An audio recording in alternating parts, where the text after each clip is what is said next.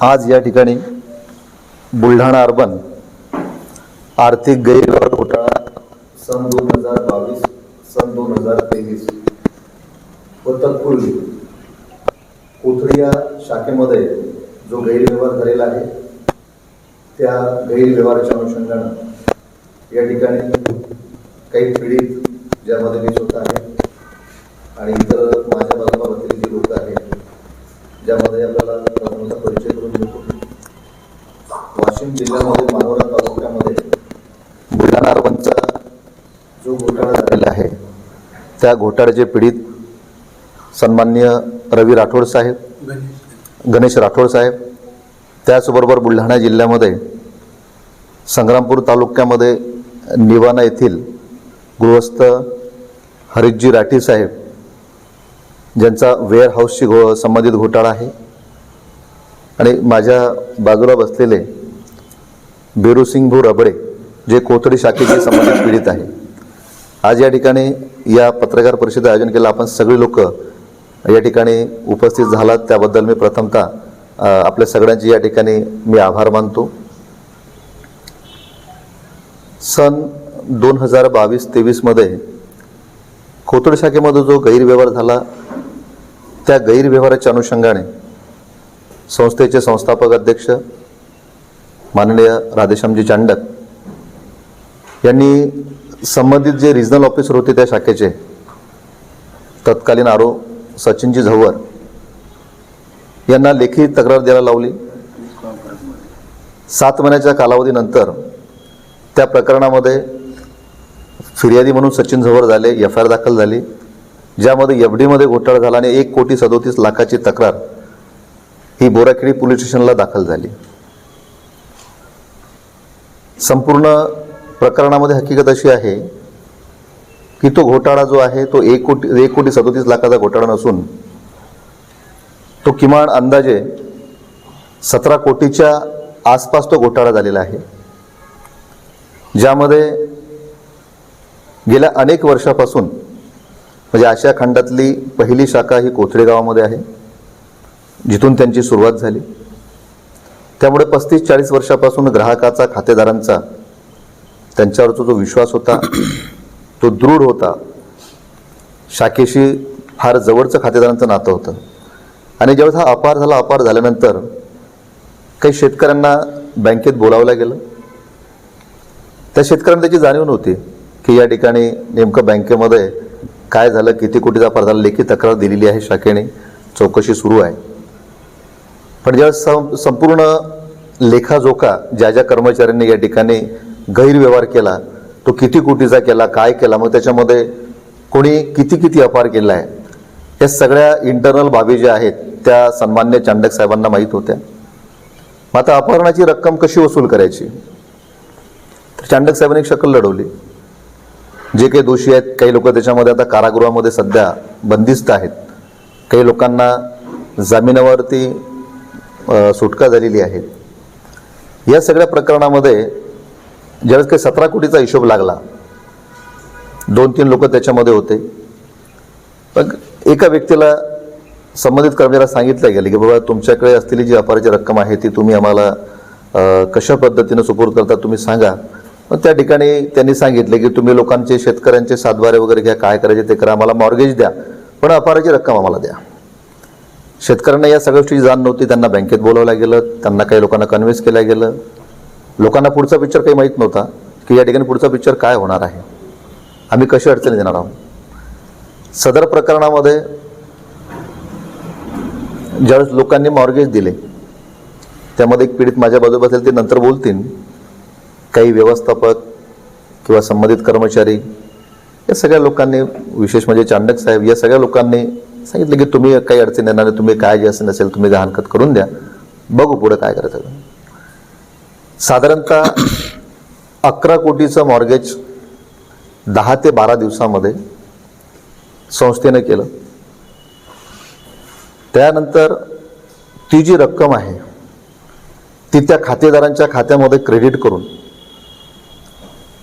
त्यांनी सांगितलं की बाबा आम्ही तुमचे चेक घेतलेले आहेत, आम्ही तुमच्याकडनं काही विड्रॉल स्लिप घेतलेले आहेत आणि अशा पद्धतीनं ती रक्कम शाखा व्यवस्थापकांच्या खात्यामध्ये डेबिट केली.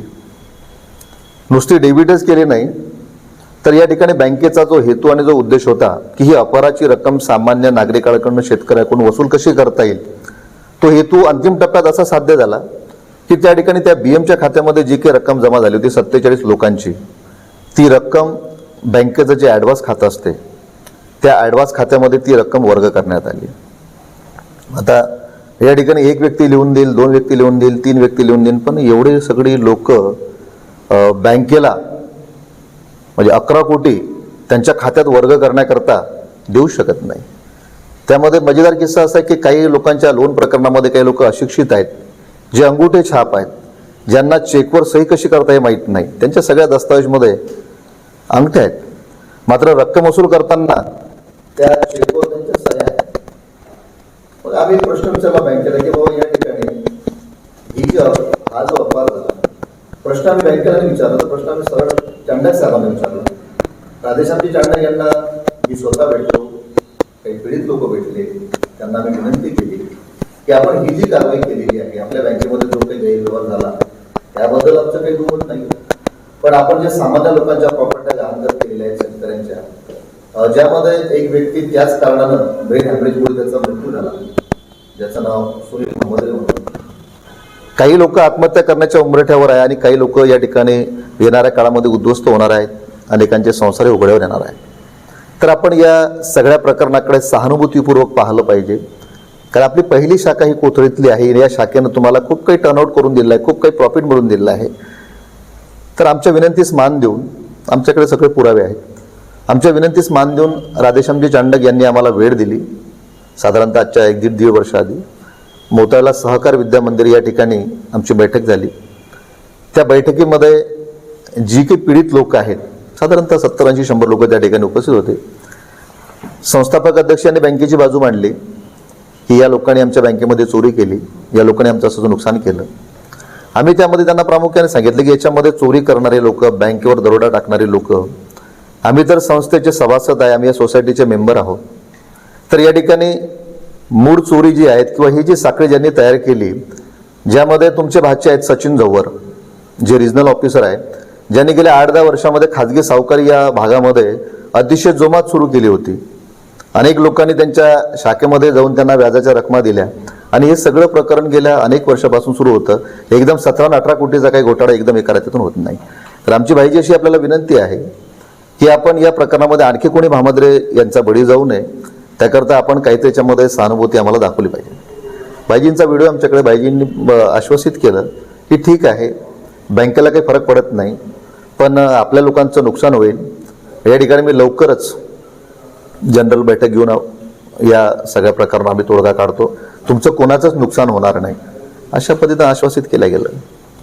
साधारणतः 1-1.5 वर्षाचा कालावधी उलटून गेला. आम्ही त्यांना वारंवार विनंत्या केल्या, त्यांना वारंवार आम्ही सांगितलं की आपण दिलेल्या शब्दावर आपण मीटिंग कॉल केली पाहिजे आणि या संदर्भात आपली भूमिका स्पष्ट केली पाहिजे. त्यामध्ये हाताला काहीच लागलं नाही. मग नंतर आम्ही रीतसर मार्गानं ज्या पद्धतीनं आपण नियमबाह्य पद्धतीनं कर्ज प्रकरण मंजूर केले, मग नियमबाह्य पद्धतीने म्हणजे कसे, या ठिकाणी बँकेला काही नॉर्म्स आहेत, काही टर्म्स आहेत, काही कंडिशन आहेत, ज्या सेंट्रल रजिस्टरला आपण ज्यावेळेस रजिस्ट्रेशन करतो त्यावेळेस तुम्हाला सुद्धा कायदेशीर काही बंधनं आहेत, ज्या आधारावर आपण लोन दिलं पाहिजे. मग आम्ही त्यांना म्हटलं की आमच्या प्रकरणाशी संबंधित जेवढे काही दस्तावेज आहेत ते सगळे दस्तावेज म्हणजे एकूण 10 मुद्द्याच्या आधारावर आम्ही बँकेला, कोथळी शाखेला माहिती मागितली. त्यामध्ये साधारणतः 3/11/2025 ही घटना आहे. आता 2-2.5 महिन्याचा कालावधी उलटून गेला, ज्यामध्ये एक आमरण उपोषण झालं 15 डिसेंबर 2025ला. त्या उपोषणाची दखल घेत तालुक्याच्या दंडाधिकारी सन्मान्य पाटील मॅडम, संबंधित पोलीस स्टेशनचे PI आदरणीय मेहत्रे साहेब, त्या विभागाचे AR आदरणीय आमले साहेब आणि जिल्ह्याचे DDR सन्मान्य गारोडे साहेब, या सगळ्यांच्या उपस्थितीमध्ये ते आंदोलन स्थगित झालं, उपोषण स्थगित झालं, ज्यामध्ये बुलढाणा जिल्ह्याचे जिल्हा वसुली अधिकारी प्रशांतजी कुलकर्णी यांनी मध्यस्थी करत आम्हाला रायटिंगमध्ये 1 महिन्याचा वेळ दिला की 1 महिन्याच्या आत आम्ही तुम्हाला संपूर्ण जे दस्तावेज जे 10 मुद्द्याच्या आधार आपण माहिती मागितलेली आहे आणि जी माहिती देता येत नाही तर आम्ही त्यांना बोललो होतो की जी माहिती देता येत नाही त्याला कायद्याची डेफिनेशन वगैरे देऊन, त्याला संदर्भ देऊन, आणि जी माहिती आपल्याकडे उपलब्ध आहे ती द्या, जी नसेल त्या पद्धतीने इंडेक्समध्ये तसं आम्हाला नाही हे लिहून द्या. ज्यावेळेस आम्हाला कळून चुकलं की बँक आम्हाला टाळाटाळ करत आहे, आम्हाला कागदपत्र द्यायला तयार नाही, त्याच्या आधी सुद्धा आम्ही उपोषण करण्याच्या आधी माननीय पोलीस अधीक्षकांना आम्ही अवगत केलं होतं, संबंधित PIला आम्ही अवगत केलं होतं की बा यांनी जो आम्हाला वेळ मागितलेला आहे, कारण त्याच्या आधी सुद्धा त्यांनी वेळ मागितला, म्हणजे 3 वेळा त्यांनी वेळ मागितला. आता झालं असं त्याच्यामध्ये की उद्याच्या म्हणजे 1 महिना 16 डिसेंबर टू 16 जानेवारी 1 महिन्याचा कालावधी उलटून गेला. पुन्हा भाईजीने त्याच्यामध्ये एक शकल लढवली. 8 तारखेला खातेदारांना फोन केले गेले, शाखा व्यवस्थापकांनी फोन केला, तुमची माहिती तयार आहे, तुमची माहिती तुम्ही घेऊन जा.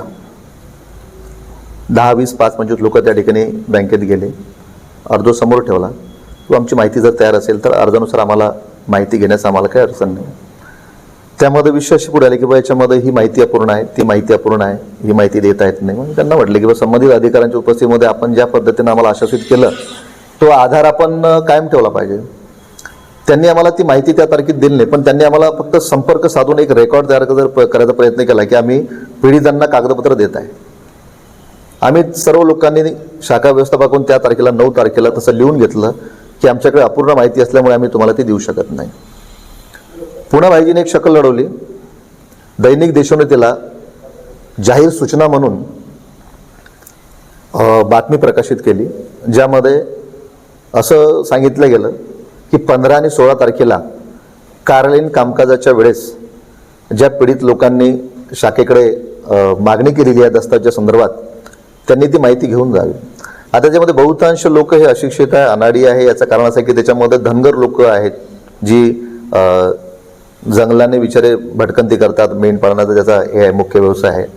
ती लोक तर दैनिक वाचत नाही, जंगलात राहतात. पण तरी जी काही सुशिक्षित होती त्यांनी जी बातमी पाहिली त्या बातमीचा आधार घेत पुन्हा आम्ही 15 जानेवारीला शाखा व्यवस्थापक यांच्याकडे गेलो. सांगितलं त्यांना की तुम्ही अशी बातमी दिली, बातमीने जाहिरात असेल, जाहिरात दिली. त्याच तारखेमध्ये एकीकडे प्रशासनाला असं भासवायचं आहे की बा ही जी लोक आहेत ती जाणीवपूर्वक बँकेला वेठीस धरत आहे, आम्ही यांना कागदपत्र देण्यास तयार आहे. 15 तारखेला संपूर्ण घटनाक्रम असा आहे, माझ्या माहितीप्रमाणे त्यांनी बोराखेडी पोलीस स्टेशनला एक निवेदन दिलं भाईजींच्या स्वाक्षरीनं की आम्ही अशाशा दैनिकामध्ये जाहिरात बातमी दिलेली आहे, ज्यामध्ये असा उल्लेख केला आहे. मात्र जे काही अर्जदार आहेत ती माहिती घेण्याकरता तयार वगैरे नाही, असं ते त्यांनी उल्लेख केला. आणि त्याच तारखेमध्ये सकाळी त्यांनी पोलीस स्टेशनला दिलं. पुन्हा आम्ही 15 तारखेला बँकेमध्ये गेलो, शाखा व्यवस्थापक विचारलं, तोच पॅटर्न जो 9 तारखेला पुढे आला किंवा ती अपूर्ण माहिती आहे. मग आम्ही पुन्हा त्यांना विनंती केली की आपण राधेश्यामजी चांडक यांच्याशी आपण कॉन्टॅक्ट करा, त्यांना सांगा आपण की आपण सर्व अधिकाऱ्यांच्या उपस्थितीमध्ये असे बोललेले आहात. तर त्यांनी त्यांच्याशी कॉन्टॅक्ट केला, आमच्या समोर त्यांचं बोलणं झालं. एक कासट नावाचे इथले जिल्ह्याचे पदाधिकारी, त्यांचे मुख्य शाखेचे दलाल नावाचे पदाधिकारी आहेत जे CEO आहेत, आणि राधेश्यामजी चांडक या 3 लोकांशी कंटिन्यू सातत्यानं शाखा व्यवस्थापकांचं बोलणं सुरू होतं की या ठिकाणी 30-40 लोक सकाळच्या 12 वाजेपासून या ठिकाणी बसलेले आहेत. आता 6-6:30ची वेळ झाली आहे, 6-7 तास झाले, 7 वाजलेले आहेत. याच्यावर काय तोडगा करायचा आहे, काय मार्ग काढायचा तुम्ही सांगा. पुन्हा एकीकडे संस्थापक अध्यक्ष पोलीस स्टेशनला पत्र देतात आणि एकीकडे संस्थापक अध्यक्ष त्यांना सांगतात की बाबा पत्र देत असताना मला एकदा विचारा आणि मग नंतर त्यांना पत्र द्या. पुन्हा पत्र पुढे आलं, आमच्याकडे पुरावे आहेत. त्या पत्रामध्ये त्यांनी पुन्हा ते सांगितलं की आमच्याकडे अपूर्ण माहिती असल्यामुळे आम्ही तुम्हाला माहिती देऊ शकत नाही. आता या सगळ्या घडामोडीमध्ये पीडित लोक व्यतीत होऊन किंवा संस्थापक अध्यक्ष राधेश्याम चांडकजी हे खूप मोठं नाव आहे, ज्यांचे हितसंबंध सत्ताधाऱ्यांसोबत, लोकप्रतिनिधीसोबत फार जवळीकचे आहेत. यांच्या विरोधामध्ये लढणं म्हटलं म्हणजे या ठिकाणी सनदशीर मार्गानं, न्यायिक मार्गानं, लोकशाही मार्गानं लढत असताना न्याय भेटत नाही. मग एकीकडे आम्ही उद्ध्वस्त झालो, एकीकडे आमच्या आता संसार उघड्यावर येणार आहे, एकीकडे अनेकांच्या मनामध्ये ती भीती आहे, काय होते, कसं होते, काय होते, कसं होते. शेवटी व्यतीत होऊन या ठिकाणी साधारणतः मला वाटते 13 जानेवारीला माननीय पोलीस अधीक्षक साहेब यांना 18 लोकांनी एक निवेदन पत्र सादर करून 19 जानेवारीला राधेश्यामजी चांडक यांच्या घराच्या समोर आत्मदहन करण्याचा इशारा दिलेला आहे. सकाळपासून कालपासून संबंधित पीडितांना आंदोलनकर्त्यांना ताब्यात घेण्याकरता पोलिसांकडनं तशी मोहीम त्या भागातले ज्या भागातली ती लोक आहेत ज्यांनी इशारा दिलेला आहे त्यांना डिटेन करण्याकरता किंवा ज्या काही कायदेशीर प्रक्रिया आहेत त्या प्रक्रियेतून जाण्याकरता तशी प्रोसेस कालपासून आणि आजपासून ती सुरू झालेली आहे. म्हणजे एकीकडे शब्द द्यायचा, तो शब्द पाळायचा नाही, एकीकडे 17 कोटीचा अपार झाला आणि फक्त 1,37,00,000ची तक्रार करायची. तर आम्ही त्यांना विचारलं, तर आम्ही DDRना हा प्रश्न विचारला की ही उर्वरित रक्कम जी आहे ही ठेव आमची आहे, मग उर्वरित रक्कम याची विल्हेवाट कशी लावली? जसं एखादा जमा खर्च असतो त्याचा जमा खर्च आणि झालेला खर्च, त्याच पद्धतीनं प्रत्येकाला ऑडिट आहे, प्रत्येकाला ठराव आहेत, प्रत्येकाला रेकॉर्ड आहे. मग आता ही बाकीची उर्वरित रक्कम जी आहे जी तुम्ही कुठं विल्हेवाट लावली?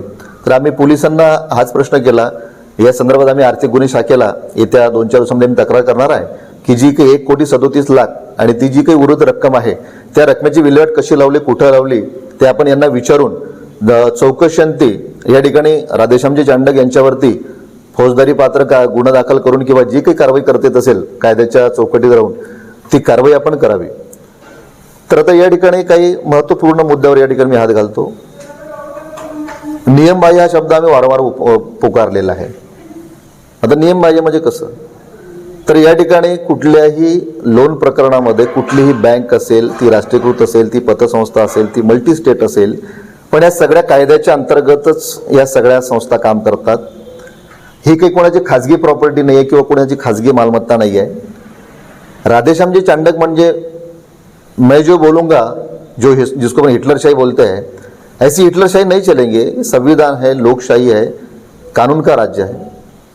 तर या ठिकाणी ज्या सातबाऱ्यांचं मूल्यांकन बाजारभावाप्रमाणे साधारणतः 10 लाख, 12 लाख, 15 लाखापर्यंत असेल, त्या सातबाऱ्यांवरती म्हणजे ही रक्कम वसूल करण्याकरता करोड रुपयाचं लोन, उदाहरणार्थ 1 हेक्टर 93 वार, म्हणजे जिची साधारणतः एक सरासरी जर पाहिलं तर 5.5 एकर शेती, 5.5 एकर शेतीवर 10 लाख, 30 लाख, 40 लाख आणि या ठिकाणी काही प्रकरणामध्ये मूल्यांकन नाही, काही प्रकरणामध्ये सर्च रिपोर्ट नाही आहे की जे सर्च रिपोर्ट अंडरटेकिंग हे बँकेकरता असतात की ज्यामध्ये यांनी कुठल्या बँकेचं कर्ज घेतलेलं आहे.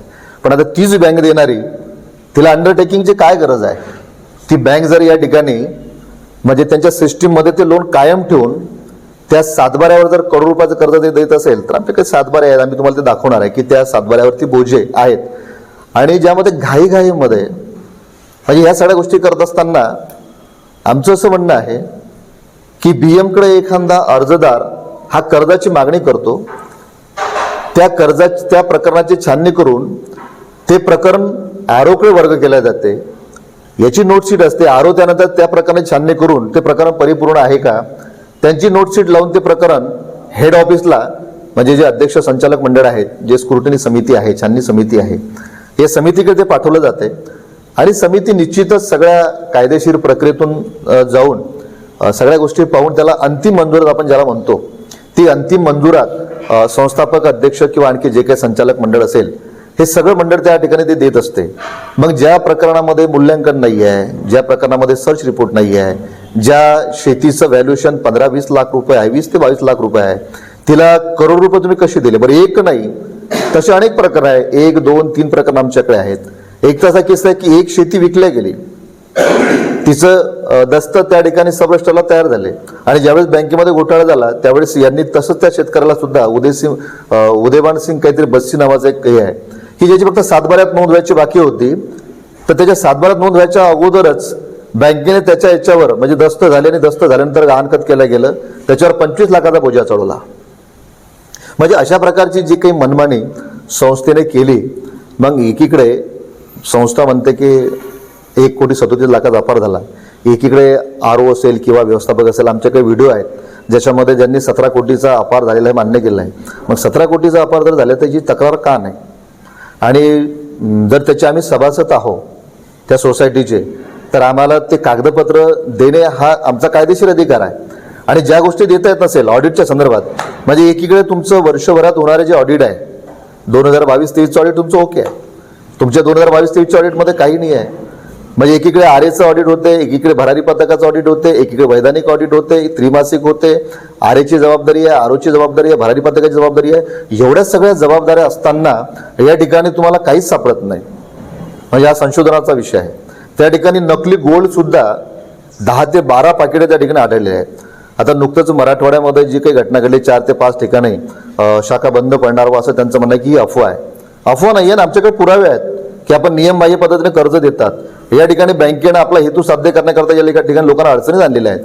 तुम्ही गहाणखत करत असताना त्यामध्ये जमानतदार, आता एखाद्या प्रकरणामध्ये एक जमानतदार होऊ शकतो किंवा दुसऱ्या प्रकरणात होऊ शकतो, पण 10-10, 12-12 प्रकरणामध्ये एक किंवा दोनच व्यक्ती, 47 किंवा 20 प्रकरणामध्ये दोनच व्यक्ती जमानतदार होऊ शकत नाही. काही जमानतदारांच्या स्वाक्षऱ्या नाही आहे. काही कर्ज प्रकरण असे की जुनेच डॉक्युमेंट लागून ते लावून रिन्युअल करून ती व्यक्ती बँकेत पण गेली नाही, तरी सुद्धा त्यांच्या नावावर या ठिकाणी कर्ज काढण्यात आलेलं आहे. म्हणून असे अनेक मुद्दे आहेत ज्या मुद्द्याच्या आधारावर आज या ठिकाणी आम्ही ही पत्रकार परिषद घेत आहोत, ज्यामध्ये मी अगोदरच म्हटलं की 17 कोटीचा घोटाळा आहे, 1,37,00,000ची तक्रार आहे. दुसरा मुद्दा आहे की 47 कर्ज प्रकरणात 11 कोटीच्या जवळपास रक्कमा खातेदार यांच्या खात्यातून, म्हणजे क्रेडिट BMच्या खात्यात डेबिट आणि नंतर व्हाया राधेश्यामजी चांडक यांचं जे बँकेचं खातं आहे, ॲडव्हान्स खातं, की जी माहिती देण्याकरता त्यांच्या मनात भीती आहे. कारण त्या ठिकाणी क्लिअर भूमिका आहे की या ठिकाणी सगळीच लोक कसे काय त्यांना चेकवर सह्या मारून देतील. आमचं तिथेच म्हणणं आहे की त्याची सह्या चेक करा, ती अंगुठी चेक करा, किंवा या ज्या लोकांना जे अशिक्षित लोक आहेत तुमच्याकडे सगळं प्रकरण आहे आणि एकीकडे तुम्ही त्यांनी सह्या कशा काय मारल्या, शक्य नाही आहे. त्यामध्ये एवढंच काय, LIC सक्ती असते का कर्ज प्रकरणामध्ये? नसते. मग ती LIC ती सुद्धा त्यांचीच आहे, त्यांच्याच कुटुंबातून LIC RK चांडक, LIC मालक पण तेच. नंतर त्या LICचं डेबिट करत असताना एखादा कर्जदार तो कर्ज घेतो आपल्या व्यक्तिगत कामासाठी, तर त्या कर्ज प्रकरणातून त्या खातेदाराची संमती न घेता ॲटो डेबिट करणं ही सुद्धा एक हुकुमशाहीच आहे. त्याला संमती लागेल त्याचं डेबिट करताना, किंवा बँकेला सुद्धा तसं संबंधितांना अध्यक्षांना तसं शाखा व्यवस्थापकाला पत्र द्यावं लागेल की या कर्जदाराच्या खात्यातून LICची प्रीमियम ही डेबिट करा. तेही तसं झालेलं नाही आहे. मागील 3 महिन्यापासून आम्ही हा लढा या ठिकाणी सातत्यानं, म्हणजे आंदोलनाच्या माध्यमातून आमचं सुरू आहे. तसं 1.5 वर्षामध्ये प्रकरण सुरू आहे. अंबादेवी हा एक भाईजींनी मधात जी बाहेर दिली, किंवा आशिया खंडातली ही सर्वात मोठी मल्टी स्टेट सोसायटी आहे ज्यामध्ये असं काहीच होणार नाही. 4,000 कोटी ठेव आमच्या सुरक्षित आहे, आमच्यावर विश्वास ठेवा, कोणाच्या अफवेला बळी पडू नका. आता या ठिकाणी अफवा आहे की सत्यता आहे, तर माझ्या बाजूला बसलेले जे लोक आहेत ते सुद्धा या ठिकाणी बोलणार आहे. ज्यामध्ये भाईजींवर मानोरा पोलीस स्टेशनला 420चा गुन्हा दाखल झालेला आहे. कोर्टाला आदेश द्यावे लागले, भाईजींवर कोर्टाला आदेश द्यावा लागले, यांच्यावर 420चा गुन्हा दाखल करा. पुरावे आमच्याकडे FIR आहे, ज्यामध्ये 379 चोरीचा गुन्हा, ज्या वेअरहाऊसमध्ये त्या मालकाची तूर विकल्या गेली ते प्रकरण न्यायालयात असताना, न्यायपृष्ठ असताना विकता येत नाही. ज्यामध्ये DDRने स्पष्ट आदेश दिलेले की यांचं मूल्यांकन बाजारभावाप्रमाणे यांची एवढी अमाऊंट होते, यांना एवढी अमाऊंट द्या. पतसंस्थेला तशा पद्धतीत पत्र दिलं, अर्जदाराला तसं पत्र दिलं. DDRचा आदेश आहे, हायकोर्टांचा आदेश आहे, FIR झालेली आहे. मग ही अफवा थोडी आहे, पुरावे आहे. अफवा कशाला म्हणतात? ही अफवा वगैरे नाही आहे. राहिलं या ठिकाणी अनेक लोकांना आजच्या 15-20 वर्ष अगोदर सहकार सोसायट्या निर्माण करून, कोणाला तेल कारखाना टाकून देतो चांगला मोताळा तालुक्यामध्ये, सोयाबीनचा कारखाना उभा करायचा आहे, लोकांकडूनच पैसे घ्यायचे, शेअर घ्यायचे, जमिना खरेदी करायच्या. नंतर त्या ठिकाणी कालांतरानं ते शेअरही लोकांना परत केले नाही, तिथं कारखाने सुरू झाले नाही मोताळ्यामध्ये. दुसरा मजेदार किस्सा आमच्या कोथळीमधला आहे, ज्या ठिकाणी अंबादेवी गुड कारखाना जो सहकारी संस्था ज्यांनी निर्माण केली, ज्यामध्ये शेअर लोकांकडनं घेतले ज्यामध्ये एक आमचा तोरडा नावाचं गाव आहे, बहुसंख्य तिथले शेअर होल्डर आहेत, आजूबाजूचे पंचक्रोशीतले काही लोक आहेत ज्यांच्याकडनं शेअर घेतले, त्यांना शेअर तर परत केलेच नाही, पण 10 वर्ष एका इसमाला, मी त्या इसमाचं नाव घेणं या ठिकाणी अपेक्षित समजत नाही, 10 वर्ष एका इसमाला ती जी शेती आहे संस्थेची, सहकारी सोसायटीची, ती शेती 21 लाखात विकली. किती लाखात विकली? 21 लाखात विकली. त्या व्यक्तीकडनं 21 लाख घेतले. कुठलंच लिगल व्यवहार नाही, कुठंच कागदोपत्री व्यवहार नाही. संबंधित व्यक्ती गेल्या 10 वर्षापासून वेट अँड वॉचच्या भूमिकेमध्ये आहे की आज ना उद्या ही शेती माझ्या नावावर होणार आहे. त्याला सांगलं जात आहे या विभागाची परवानगी येऊ द्या, त्या विभागाची परवानगी येऊ द्या, पण आजपर्यंत त्या इसमाची शेती वास्तविक आता ती शेती कशी विकायची, काय विकायची, ती कशी आली, काय आली, संस्थेने खरेदी केली का, गव्हर्नमेंटने ती लेआउट ती वितरित केली किंवा कोणी त्याच्यामध्ये दान दिलेली आहेत, या सगळ्या गोष्टी त्याच्यामध्ये ज्या काही टेक्निकल बाबी आहेत या सुद्धा महत्त्वाच्या आहेत. तर त्या ठिकाणी सुद्धा कोथळे गावामध्ये अंबादेवी सहकारी गुळ कारखाना याच्या नावावर लोकांकडनं पैसे घेतले, शेअर पण वापस केले नाही. आज ती जागा त्याच्यावर पोझिशन 6 व्यक्तीचं आहे आणि आम्ही त्यांना सांगितलं की ही जागा, ही जमीन शेअर होल्डरची आहे, ज्यांनी शेअर दिले, लवकरच त्या जमिनीवर आम्ही ताबा करण्याकरता प्रयत्न करणार आहोत. आणि आम्ही मूळ मालकाला आम्ही ज्यांचं पजेने त्यांना सांगितलं की तुम्ही मालक नाही आहे, या जमीन तुम्ही मालक नाही आहे आणि ही जमीन नियमबाह्य पद्धतीनं अशा पद्धतीनं संस्थेला विकता येत नाही.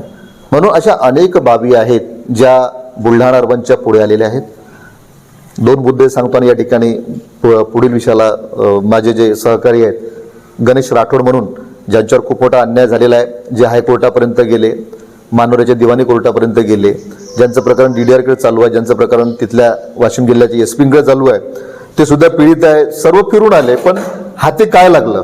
काही लोक म्हणतात की या ठिकाणी कायद्याचं राज्य नाही आहे, असल्या हिटलरांचं राज्य आहे की जे हिटलर पैशाच्या जोरावर, पॉवरच्या जोरावर, सत्तेच्या जोरावर कोणाला विकत घेतात. म्हणून या ठिकाणी एक आशेचा किरण म्हणून कोथळे शाखेतलं जे प्रकरण बहुचर्चित संपूर्ण जिल्ह्यात महाराष्ट्रात जात आहे. त्यामुळे या ठिकाणी 1 से भले 2, 2 से भले 3, 3 से भले 4, आणि ही जी शृंखला आहे ज्या ज्या ठिकाणी महाराष्ट्रामध्ये आता बुलढाणा अर्बनचे आर्थिक गैरव्यवहार घोटाळे पुढे आलेले आहेत. एवढंच काय, तुमच्या बुलढाणा हेड ऑफिसमध्ये सुद्धा अलीकडच्या काळामध्ये 52 कोटीचा आर्थिक गैरव्यवहार घोटाळा झालेला आहे. हे तत्कालीन भाजपचे जे काही हे आहेत नेते आहेत, किरीट सोमय्या, जे 3-4 वर्षाआधी येऊन गेले, 11 तास ईडीनं इथं बुलढाण्यामध्ये चौकशी केली, 1200 लोकांचे खाते गोठवण्यात आले, असं त्या ठिकाणी सगळ्या गोष्टी पत्रकार परिषदेमध्ये सुद्धा त्यावेळेस नमूद केल्या गेल्या. तर या ठिकाणी बुलढाणा अर्बनमध्ये हा नवीन प्रकार नाही आहे, सगळं नात्या गोत्यांचं राजकारण आहे. अनेक मोक्याच्या ठिकाणी, महत्वाच्या ठिकाणी आपले नातेही बसवलेले आहे. सचिन जवळ कोण आहेत? हा राधेश्यामजी चांडक यांचा भाचा आहे. मग तो चोर आणि तो फिर्यादी होतो आणि पुन्हा त्याला सुरक्षित ठिकाणी या झोनमधून काळ्याचा मलकापूर विभागातून आता सध्या नांदुऱ्याच्या त्या परिसरामध्ये ते आरो आहेत. म्हणजे गमतीदार किस्सा आहे. आपल्या नातेवाईकांना शाबूत ठेवायचं आणि या गरिबांना, हे जे गरीब आहेत, धनगर पणकर असतील, कुणबी असेल, मराठा असेल, माडी असेल, मुस्लिम असेल किंवा इतर जे लोक असतील जे पीडित आहे, तर या पीडितांना गेल्या 1.5 वर्षापासून आपल्या हेकेखोरपणामुळे किंवा अहंकारामुळे की माझं काहीच होत नाही का, आमचा कायद्यावर विश्वास आहे, आमचा संविधानावर विश्वास आहे. बुलढाणा अर्बन ही सुद्धा कायद्याच्याच चौकटीमध्ये येणारी मल्टीस्टेट संस्था आहे. जिथं जिथं आम्हाला जे जे काही करता येईल कायदेशीर मार्गानं, सनदशीर मार्गानं आंदोलन आम्ही या ठिकाणी करणारच आहे. आम्ही लवकरच डफरे बजाव आंदोलन असेल त्यांच्या मेन शाखेपुढे, त्यांच्या घरासमोर, सगळं ते करणार आहे. उद्याच्या तारखेमध्ये त्या 18 लोकांच्या बाबतीमध्ये पोलिसांमध्ये ना आंदोलनकर्त्यांमध्ये काय भूमिका पुढे येते ते सुद्धा उद्या तुमच्या सगळ्यांच्या समोर येणार. आम्ही आजच्या दिवशी सुद्धा आपल्याला विनंती करतो की उद्या भाईजींच्या घरासमोर त्या पद्धतीचं एक व्यापक स्वरूपातलं आंदोलन त्या ठिकाणी होणार आहे. ही सुद्धा आपण या ठिकाणी दक्षता घ्यावी. त्यामध्ये नकली गोल्डचा मी विषय बोललेला आहे. अल्पावधीत म्हणजे अल्पावधीमध्ये या ठिकाणी एवढी प्रकरणं मंजूर करून तात्काळ ती रक्कम आपल्या खात्यामध्ये वसूल केलेली आहे. नियमबाह्य पद्धत मी जे सांगलो, आता या ठिकाणी हे बँकेनेच लिहून दिलेले आहेत की आज त्या लोकांचं कर्ज किती आहे आणि आज त्यांचं आउटस्टँडिंग किती आहे. म्हणजे एकाचा एक 6 एकरावाला आहे तो कोटीच्या वर गेला, एक 4.25 एकरावाला आहे तो कोटीच्या वर गेला. हे बँकेने लिहून दिलेलं पावते आहे. बँकेनं आम्हाला अपूर्ण माहिती आहे म्हणून या ठिकाणी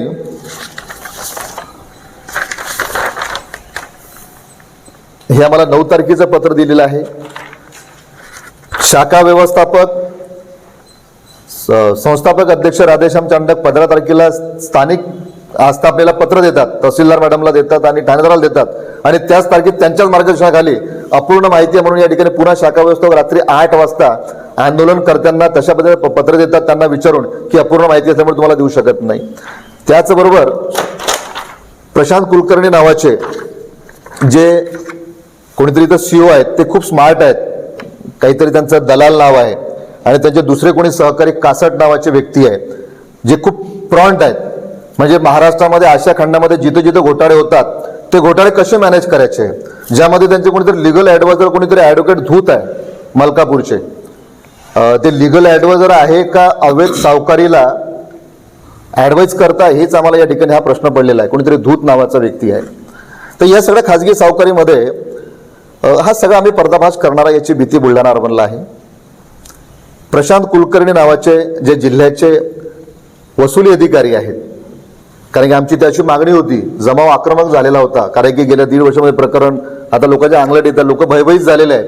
म्हणून आमची विनंती होती त्यावेळेस सगळ्या अधिकाऱ्यांना सांगितलं आम्ही की ते कोणीतरी दलाल आहे त्यांना चर्चेकरता बोलवा, कोणीतरी कासट आहे त्यांना चर्चेकरता बोलवा. पण दलाल आले नाही, कासट आले नाही, त्यांनी प्रशांत कुलकर्णी पाठवले आणि प्रशांत कुलकर्णींनी हा 1 महिन्याचा वेळ 10 मुद्द्याच्या आधारावर, एकूण 10 मुद्दे, या 10 मुद्द्याच्या आधारावर 1 महिन्याचा वेळ मागितला होता. आमच्याकडे तेही रेकॉर्ड आहे की जी माहिती तुम्हाला देता येत नाही त्याला कायद्याची डेफिनेशन देऊन, संदर्भ देऊन तसं तुम्ही अर्जाला अवगत करा. आणि याच्यामध्ये तहसीलदार मॅडम त्यांच्या समक्ष ARची सही आहे, DDRची सही आहे, ठाणेदारांची सही आहे, सगळ्यांच्या सह्या या ठिकाणी आहे. या ठिकाणी 7 बारे, हे 7 बारे ज्यामध्ये कोटी रुपये नियमबाह्य पद्धतीनं 5.25 एकरावरती, म्हणजे बाजार भावापेक्षा जास्त, काही प्रकरणात तर मूल्यांकन पण नाही आहे, डायरेक्ट गहाणखत केलेले आहेत, काही प्रकरणात सर्च रिपोर्ट नाही आहे. तर हे सगळं नियमबाह्य पद्धतीनंच आहे ना. आम्ही जे वारंवार ओरडत आहे नियमबाह्य पद्धतीनं, एवढ्या अल्पावधीमध्ये आपण एवढं सगळं कसं काय केलं. हा एक 7 बारा आहे ज्यांचं नाव मी बेरुसिंग रबडेंचं नाव घेतलं.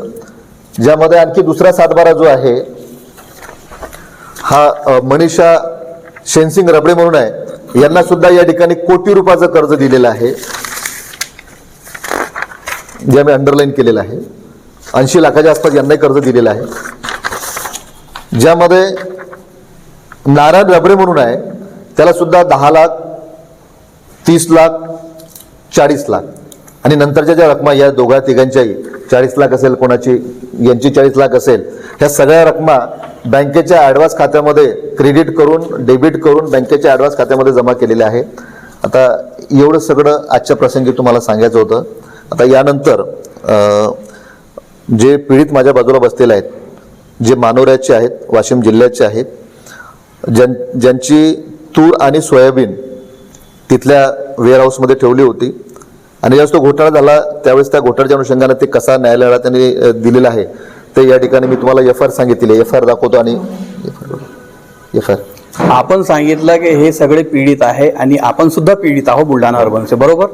तर आपल्यावर काय अन्याय झालेला आहे यामध्ये?